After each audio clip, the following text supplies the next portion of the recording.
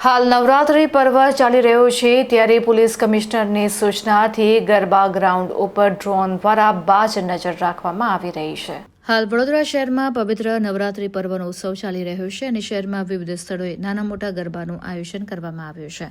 ત્યારે આ ગરબામાં અસામાજિક તત્વોની ઘૂસણખોરી તથા કોઈ અનિચ્છનીય બનાવ ન બને તેની પર બાજ નજર રાખવા માટે પોલીસ કમિશનરની સૂચનાથી ગરબા ગ્રાઉન્ડ પર ડ્રોન દ્વારા બાજ નજર રાખવામાં આવી રહી છે અને કાયદો તેમજ વ્યવસ્થા જળવાઈ રહે તેની તકેદારી રાખવામાં આવી રહી છે। ગ્રાઉન્ડ લેવલે પણ પોલીસની અલગ અલગ ટીમો દ્વારા ચકાસણી કરવામાં આવી રહી છે।